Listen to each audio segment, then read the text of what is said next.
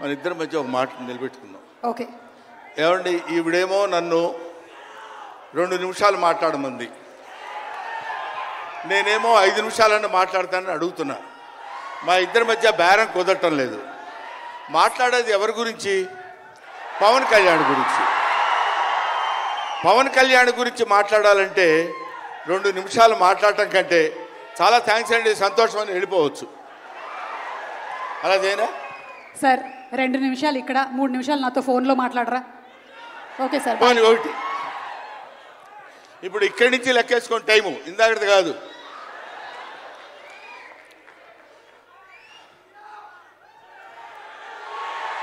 ఇక్కడ వాళ్ళు అలాగే అంటారు కానీ నేను 15 నిమిషాలు తీసుకుంటా టైం. నా సంగతి నాకు తెలుసు. పవన్ కళ్యాణ్ గారి గురించి నేను ప్రత్యేకంగా చెప్పాల్సిన అవసరం లేదు. ఆయన మానవత్వం పరిమళించిన మంచి మనిషి. ఎంత గొప్పవాడంటే చాలా గొప్పవాడు అని చెప్పడానికి మాత్రమే మనకు చేతనవుతుంది. చిన్నప్పటి నుంచి ఆయన 17వ సంవత్సరం నుంచి నేను చూస్తున్నటువంటి వ్యక్తిగా నాకు తెలుసు. అప్పటి నుంచి ఇప్పటి వరకు ఏదో ఏదో ఏదో చెయ్యాలి అనేటువంటి తపనతోటి సమాజానికి ఏదో ఉపయోగపడాలి, I want to do something for the society sir అని చెప్పినప్పటి నుంచి ఇప్పటి వరకు నాకు తెలుసు. అప్పటి నుంచి ఇప్పటి వరకు ఎదురు లేకుండా తనంతట తను వేసుకున్నటువంటి బాటలో నడుస్తూ వెళ్ళాడు తప్ప ఎవరి బాటలో నడిచి వెళ్ళలేదు పవన్ కళ్యాణ్. మైండ్ తన బాటలో వస్తున్నటువంటి ముళ్ళు, అవాంతరాలు, కష్టాలు, సుఖాలు తనంతట తాను ఎదురు తిరిగి రొమ్ము విరిచి నడుచుకుంటూ వెళ్ళాడు తప్ప ఎవరు వేసుకున్న బాటలో వెళ్ళలేదు. ఆయన వేసుకున్న బాటలో 10 మందిని నడిపిస్తూ వచ్చాడు. ఒక్క మాటలో చెప్పాలంటే ఆయన ఒక స్వయం శిల్పి, తన్ను తాను చెక్కుకున్నటువంటి శిల్పి. హీస్ ఎఫర్ట్ పెట్టి కష్టపడి పైకి వచ్చిన వ్యక్తి కాదు, హీస్ డెస్టినేషన్. నాకు తెలిసి ఆయన జీవితం ఒక అద్భుతమైనటువంటి సౌందర్యవంతంగా కళాకృతిగా తీర్చిదిద్దినటువంటి వ్యక్తి. ఈయన దేవుణ్ణి ఎందుకు నమ్ముకున్నాడు అనేటువంటి ఆలోచన మనకు వస్తే, ఏదో ఒక మధ్యతరగతి కుటుంబంలో పుట్టినటువంటి వ్యక్తి అలా అలా తను తాను పెంచుకుంటూ వస్తే తెలియదు భగవంతుడు ఎక్కడ ఎలా తలుపు తిప్పుతాడో తెలియకుండా ఆయన తను ఎలా మలుపు తిప్పుకున్నాడంటే, ఈయన సినిమా యాక్టర్ ఏంటి, ఎవరితో మాట్లాడు, ఎటు పక్కన నిలబడతాడు, ఈయన సినిమా యాక్టర్ ఏంటి అని మనం అనుకుంటే, కాదురా నువ్వు సినిమా యాక్టర్ అయి తీరాలని చిరంజీవి గారు, సురేఖ గారి ప్రోత్సాహంతో అక్కడ అమ్మాయి ఇక్కడ అబ్బాయి అనే సినిమాలో యాక్ట్ చేశాడు. పోనీ యాక్ట్ చేశాడు, అలా అయిపోయింది. అయిపోయిన తర్వాత అంతటితో ఆగాడా? మళ్ళీ ఎందుకు తిరిగాడో ఈ పొలిటికల్ లైన్లో తిరిగాడు. ఇది ఆయన చేసుకుంది కాదు, ఇది ఒక డెస్టినీ ఆయన నడిపిస్తుంది. అలా తిరిగి తిరిగి తిరిగి లేచిన కెరటం గొప్పది కాదు, పడి లేచిన కెరటం గొప్పది. ఎంతమంది ఎన్నైనా అనుకోనివ్వండి, సముద్రం అంతా ఒకసారి ఎదురొచ్చి గుండెల మీద కొట్టినా సరే స్ట్రైట్గా నిలబడి చెప్పగలిగినటువంటి ఏకైక వ్యక్తి మా పవన్ కళ్యాణ్. ఆ రాయి అలా నిలబడి ఉంటుందంటే సముద్రం వచ్చి గుద్దుకొని వెనక్కి వెళ్ళిపోవాలి తప్ప అది కదలదు. అది ఆయన గొప్పతనం కాదు, దిస్ ఈజ్ ఆల్సో డెస్టినీ. ఆయన అలా రుచించబడ్డా అటువంటి వ్యక్తి ఇన్ని అవమానాలు, ఇన్ని భయంకరమైన సిచ్యువేషన్ అంతా తిరగబడి ఈయన మినిస్టరా, ఈయన డిప్యూటీ సీఎమ్మా,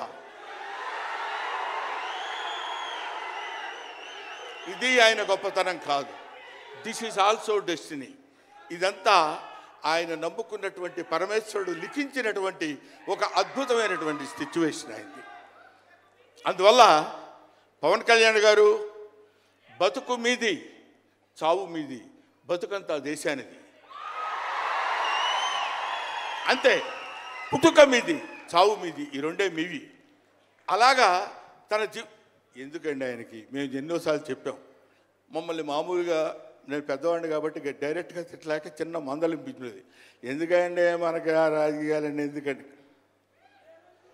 నో, ఎప్పుడైతే మూర్ఖత్వం అనే పదం మనం వాడతాం, కానీ మూర్ఖత్వానికి ఇంకో పదం ఏంటంటే పట్టుదల.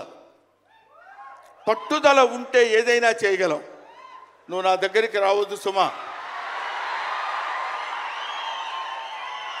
వెళ్ళు. పట్టుదల ఉంటే మనం ఏమైనా చేయగలం అని చెప్పడానికి మహానుభావులు ఎంతో మంది పట్టుదలతో పుట్టారు, పెరిగారు. ఒక లాల్ బహదూర్ శాస్త్రి పట్టుదల, ఎడం చేత్తో కుడి చేత్తో పుస్తకాలు పట్టుకొని ఎడని చేత్తో గంగానది ఈదుకుంటూ వెళ్ళి చదువుకున్నటువంటి దాదాసాహెబ్ ఫాల్కే అంబేద్కర్, ఆయన పట్టుదల. ఎంతమంది చెప్పినా వినకుండా నేను I want to know the truth అని చెప్పినటువంటి రమణ మహర్షి పట్టుదల, రామకృష్ణ పరమహంస పట్టుదల. వీళ్ళందరూ పట్టుదలతో పుట్టారు, పట్టుదలతో పెరిగారు. కాబట్టే ఇవాటి వరకు ఇలా నిలబడగలిగారు. ఇప్పుడు నేను చెప్పేది, రేపొద్దున ఆయన ఎంత గొప్పవాడు అవుతాడనేది మనం నిర్ణయించలేము, మన చేతుల్లో లేదు. ఇవాళకి ఈ స్టేజ్కి వస్తాడని మనం అనుకోలేదు. ఇక తర్వాత ఏ శిఖరాలైనా అధిరోహించబోతున్నాడో అది ఆయన చేతుల్లో లేదు, మన చేతుల్లో లేదు. సకల సృష్టి స్థితి రేఖారుడైన భగవంతుడి చేతుల్లో ఉంది. కాబట్టి ఆ నిర్ణయించినటువంటి ఆ డెస్టినీని నమ్ముకొని వెళ్ళేటువంటి మనిషి కాబట్టి ఆ మహానుభావుడు ఇంకా ఇంకా ఇంకా ఎన్నో స్థితులకు వెళ్ళాలి, ఎన్నో స్థితులను అధిరోహించాలి అని మనం కోరుకుందాం. అధిరోహించి తీరుతాడు. అస్తు అస్తు అస్తు, శుభమస్తు. ఇది జరిగి తీరుతుంది, ఇది నిత్య సత్యం. చాలు. ఏవయ్యా, నువ్వు పొగట్టడానికి వచ్చావా ఇక్కడికి? పవన్ కళ్యాణ్ గురించి చెప్పడానికి వచ్చావా, లేకపోతే ఆయన గురించి గొప్పగా చెప్పడానికి, ఆయన్ని పొగట్టడానికి వచ్చావా అనుకోవచ్చు. మీకు ఒక చిన్న విషయం చెప్తున్నాను. ఆయన సంవత్సరం క్రితం చూశాను, 1 year బ్యాక్ చూశాను, మళ్ళీ ఇప్పుడు చూస్తున్నాను. మధ్యలో ఒకసారి ఏదో ఒంట్లో బాగోలేదంటే మాత్రం చూశాను. ఆయనతో ఫోన్లో మాట్లాడింది లేదు, ఆయన గురించి నాకు తెలిసింది లేదు. మా ఇద్దరి మధ్య ఉన్నది స్నేహం కాదు, ఆత్మీయత. ఆత్మీయత వేరు, స్నేహం వేరు. ఆత్మలు కలిసేటువంటి ఒక అద్భుతమైనటువంటి సంబంధం మా ఇద్దరి మధ్య ఉంది కాబట్టి మనం చెప్తున్నాం. సరే, ఇక నీ సోది ఇది ఆపబోయా. చెప్పు హరిహర వీరమల్లు గురించి.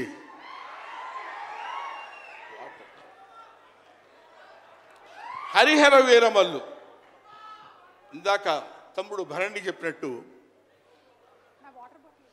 శివుడు ఒక్కడొస్తేనే, శివతాండవం చేస్తే 14 లోకాలు దద్దరిల్లిపోతాయని చెప్తారు. అవునా?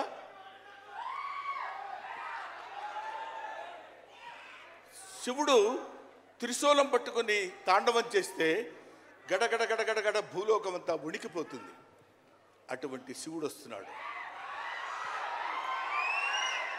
విష్ణుమూర్తి సుదర్శనాన్ని వదిలితే ఎంతోమంది శిశుపాలు నుండి సంహరించగలిగిన శక్తి ఉంది అతనికి. ఒకడు హరుడు, ఒకడు హరి. విష్ణుమూర్తి, శివుడు వీళ్ళిద్దరూ కలిసి వస్తున్నాడు. హరిహర వీరమల్లు పేరుతో వచ్చినటువంటి హరిహర.